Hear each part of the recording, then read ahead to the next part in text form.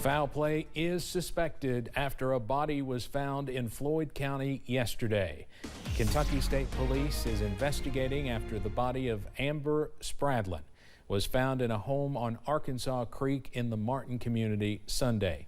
The 39-year-old is being remembered by her community as a giving and loving friend to all as they search for justice for Amber, since investigators believe she was murdered. But it's just been horrible. Somebody could do this to a sweet girl like Amber. She was so naive.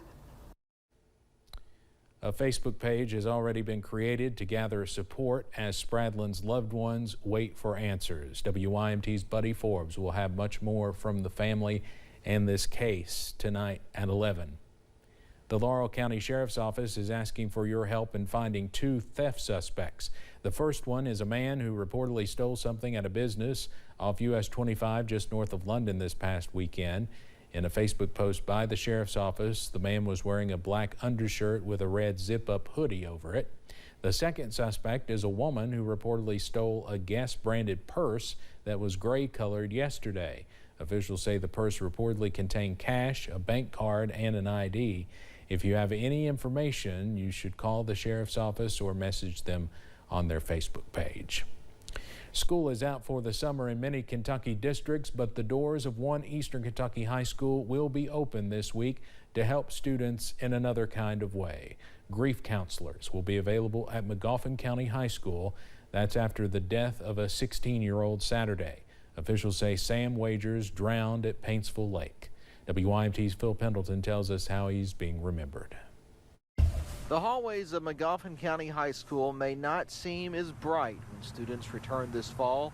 Of the 400 who attend here, one was Sam Wagers, who died in a drowning accident on Saturday. He was just one of those students who could just brighten your day. He was fun to have around. The 16-year-old was swimming in Paintsville Lake when officials say he drowned.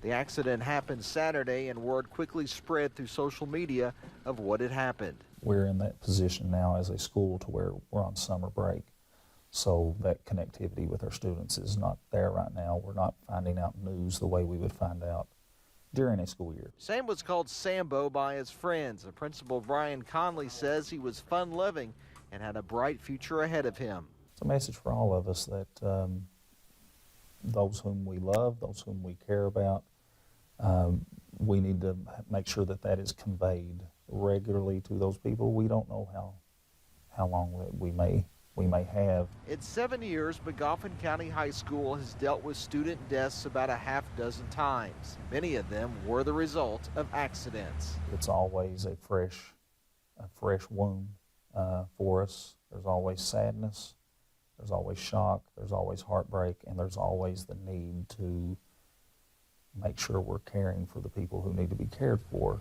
Despite schools typically closed for the summer, these doors will be open for whoever needs counselors to help them. In McGoffin County, Phil Pendleton, WYMT Mountain News. Funeral services are set for 1 p.m. Saturday at Ivyton Baptist Church, while visitation services will start there at 6 Friday evening. We are still watching out for showers and storms across the mountains as we go into this evening. For most of us, we are dry right now, but a few heavier showers now near I-64. Also some heavier showers not too far away from I-75. This storm over portions of southern McCreary County just to the south and east of Pine Knot. That is producing some heavy rainfall, some gusty winds, possibly some small hail as well. That will continue pushing off to the east very slowly, but just a heads up, if you live near I-75, this could impact you over the next 30 to 45 minutes or so.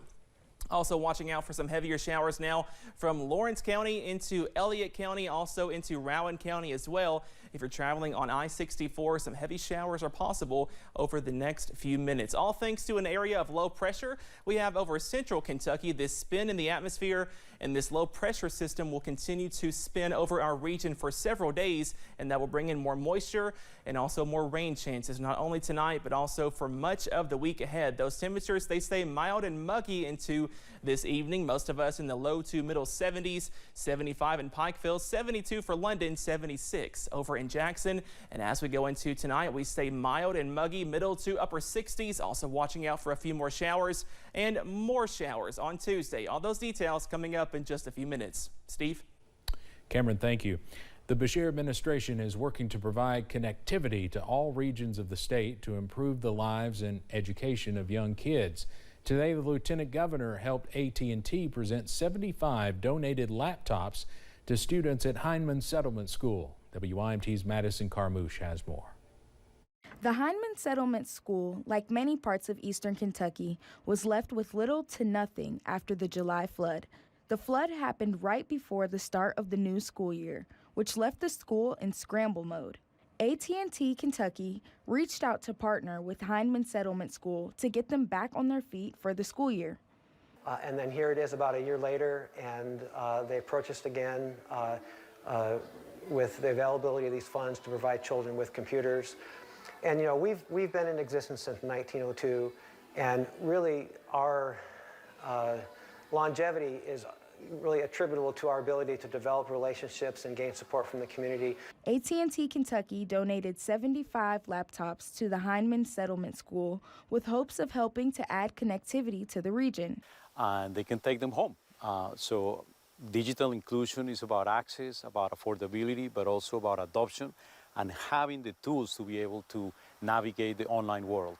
Governor Beshear is working to expand internet access to the entire state with the first office of broadband in Kentucky. Lieutenant Governor Jacqueline Coleman was there to help present the young students with their new laptops. Our goal is to bring high-speed internet to every corner of Kentucky for our students, for our workers, for our small businesses, and for communities to have that kind of access that they've never had before. AT&T working with the Heinemann Settlement School is just one way that eastern Kentucky is improving connectivity in the region.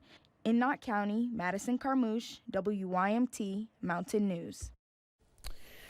The Heinemann Settlement School helps students who struggle with reading. The laptops can help those students work on reading at home. The Lieutenant Governor was also in Letcher County for a couple of stops today. We hope to have more on that at 11. Kentucky Power has announced they are proposing another rate increase for customers. In a release, the company says the rate increase would be limited to 13.6%. Kentucky Power had its last rate review in 2020. They say the filing for this new review will be made with the Public Service Commission at the end of this month, and new rates will likely take effect early next year.